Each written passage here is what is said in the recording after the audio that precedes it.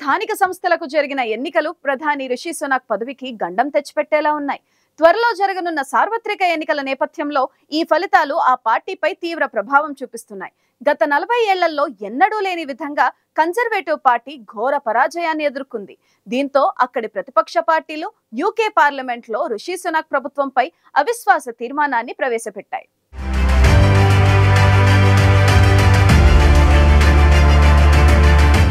Britain ప్రధాని Rishi Sunak ఎదురుగాలి వీస్తోంది. బ్రిటన్లో త్వరలో సార్వత్రిక ఎన్నికలు జరగనున్నాయి. ఈ నేపథ్యంలో అంతకుముందు జరుగుతున్న స్థానిక సంస్థల ఎన్నికల్లో అధికార కన్జర్వేటివ్ పార్టీ ఘోర పరాజయం పాలైంది. ఈ నేపథ్యంలో త్వరలో జరగనున్న సార్వత్రిక ఎన్నికల కోసం ఒత్తిడి తెచ్చేందుకు ప్రధాని రిషి సునాక్ ప్రభుత్వంపై బ్రిటన్లోని లిబరల్ డెమోక్రాటిక్ పార్టీ అవిశ్వాస తీర్మానాన్ని సమర్పించినట్లు తెలిపింది. స్థానిక సంస్థల ఎన్నికల్లో గత 40 ఏళ్లలో ఎప్పుడూ లేని విధంగా కన్జర్వేటివ్ పార్టీకి ప్రతికూల ఫలితాలొచ్చాయి. గత వారం జరిగిన స్థానిక ఎన్నికల్లో కన్జర్వేటివ్ పార్టీ 474 స్థానిక కౌన్సిల్ స్థానాలను కోల్పోయింది. ప్రధాన ప్రతిపక్షంగా ఉన్న లేబర్ పార్టీ 186 స్థానాలు లాభపడగా లిబరల్ డెమోక్రాటిక్ పార్టీ 104 మేర తమ స్థానాలను విస్తరించింది. దీంతో ప్రధాని రిషి సునాక్ పై ఒత్తిడి అమాంతం పెరిగిపోయింది. అలాగే ఈ ఫలితాలు ప్రధాని పీఠంపైన ప్రభావం చూపే అవకాశం ఉన్నట్లు తెలుస్తోంది. అయితే ఈ ఫలితాల ఆధారంగా రిషి సునాక్ జాతీయ ఎన్నికలకు పిలుపునివ్వాలని డిమాండ్ పెరుగుతోంది. ఏడాది ద్వితీయార్థంలో ఎన్నికలకు పిలుపునివ్వాలని రిషి సునాక్ భావిస్తున్నారు.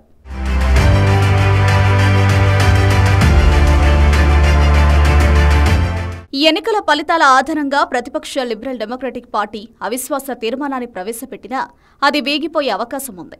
ప్రస్తుతం యూకే పార్లమెంట్లో రిషి సునాక్కు చెందిన అధికార కన్జర్వేటివ్ పార్టీకి మెజారిటీ ఉంది. దీంతో ఒకవేళ అవిశ్వాస తీర్మానం ప్రవేశపెట్టినా అది విజయం సాధించే అవకాశం లేదని నిపుణులు చెబుతున్నారు.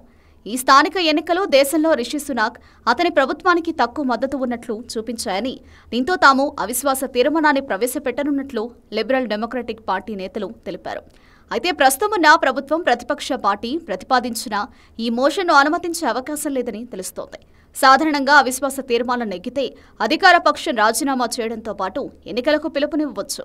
చివరిసారిగా 1979లో అవిశ్వాస తీర్మానం ద్వారా బలవంతంగా ఎన్నికలు జరిగాయి. అయితే ఇప్పుడు అలాంటి అవకాశం లేనట్టు తెలుస్తోంది. ఇదిలా ఉంటే ఇంగ్లాండ్, వేల్స్ చుట్టూ ఉన్న స్థానిక సంస్థలకు ఉప ఎన్నిక జరిగింది. ఈ ఉప ఎన్నికల్లో ఓటర్లు తమ స్థానిక కౌన్సిలర్లను ఎన్నుకున్నారు. ఈ వారాంతం వరకు ఈ ఫలితాలు వెలువడుతూనే ఉంటాయి.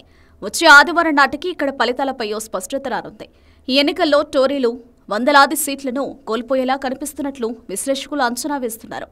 సంప్రదాయ టోరీ ఓటర్లు బ్రెగ్జిట్కు మద్దతిస్తున్న యూకే ఇండిపెండెన్స్ పార్టీ వైపు ఆకర్షితులవుతున్నట్లు తెలుస్తోంది. సాధారణ ఎన్నికలు సమీపిస్తున్న వేళ ఈ పరిణామాలు కన్జర్వేటివ్లను ఆందోళనకు గురిచేస్తున్నాయి.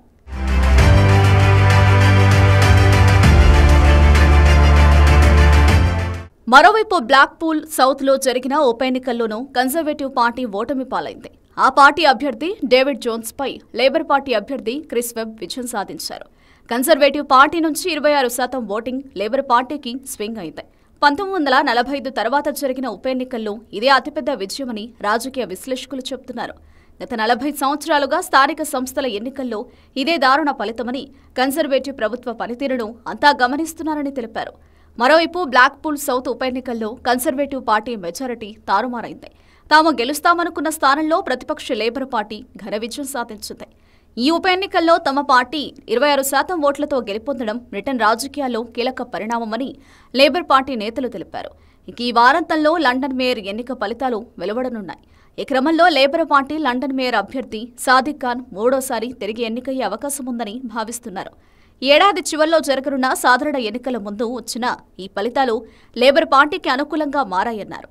ఈ ఎన్నికల్లో తాము ఘన విజయం సాధిస్తామని ఆ పార్టీ నేతలు ఆశాభావం వ్యక్తం చేశారు. బ్లాక్పూల్లో వచ్చిన ఫలితాల గురించి దేశం మొత్తం మాట్లాడుతుందని, రిషి సునాక్ కన్జర్వేటివ్లకు ఓటర్లు నేరుగా సందేశం పంపారని ఆ పార్టీ నేతలు తెలిపారు. ఉప ఎన్నికల్లో తమ ఓటుతో సునాక్ను వ్యతిరేకిస్తున్నట్లు ప్రజలు స్పష్టం చేశారని తెలిపారు. రిషి సునాక్కు స్పష్టమైన సందేశం అందిందని, ఇది మార్పునకు సమయమని లేబర్ పార్టీ నేతలు అభిప్రాయపడ్డారు.